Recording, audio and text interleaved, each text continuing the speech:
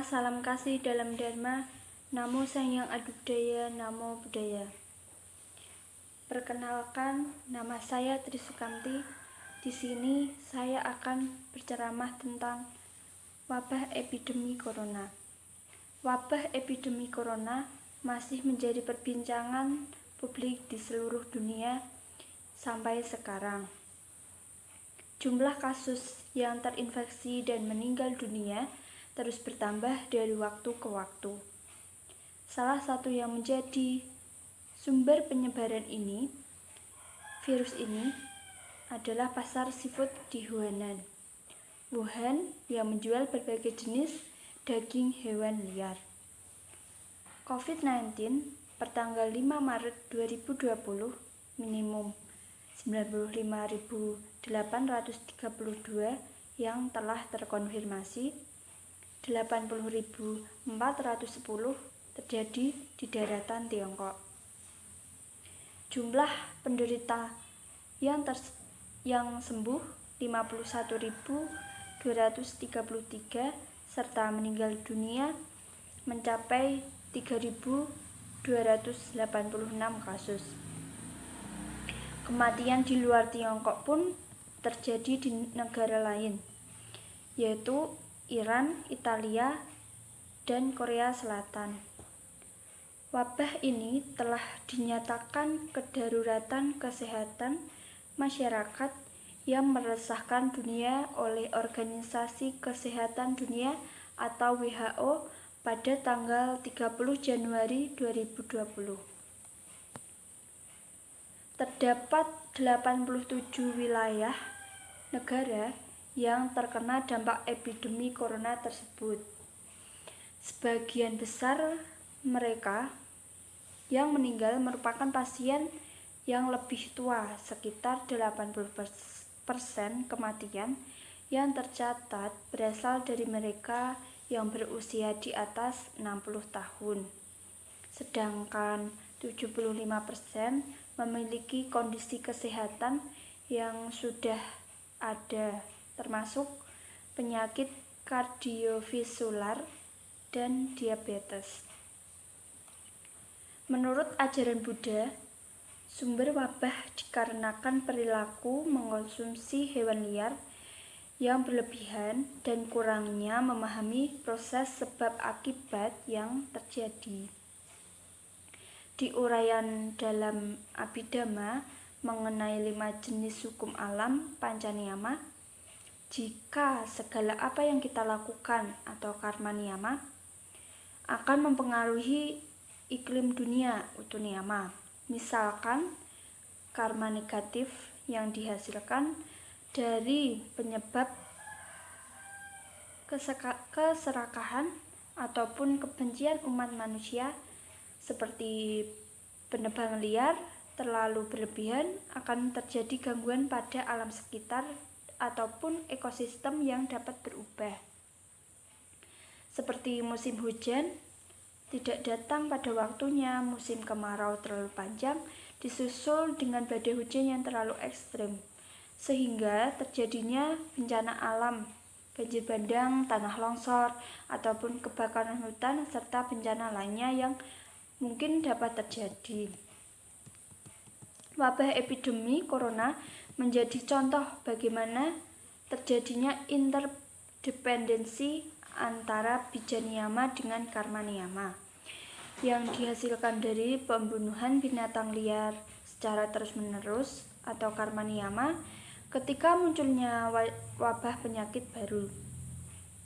Kasus tersebut menjelaskan kepada kita mengapa di zaman modern muncul berbagai penyakit baru yang berasal dari kuman baru, yaitu bija niyama karena makan binatang liar. Kekhawatiran merebaknya kuman baru dari COVID-19 membuat banyak orang mengatakan bahwa ini merupakan buah karma dari orang-orang yang mengabaikan kesehatan lingkungan. Dalam sudut pandang ajaran Buddha, menekankan kesehatan sebagai keuntungan terbesar yang dimiliki setiap manusia, atau disebut Arogya Parama Labha, yang tertuang di Dhammapada 204 dengan hidup sehat, maka setiap manusia dengan tekun berlatih Dhamma tanpa kesehatan sangatlah sulit rasanya setiap manusia akan berlatih Dhamma dengan baik. Seperti penjelasan yang tertulis pada Kitagiri Sutta Majjhima Nikaya 4. Ketika Sang Buddha sedang berkelana di negeri Kasi bersama kelompok besar Sangha Bhikkhu, kemudian Sang Bhagawa mengatakan, "Saya berpantang makan di malam hari. Dengan melakukan hal ini, saya akan bebas dari penyakit ataupun penderitaan.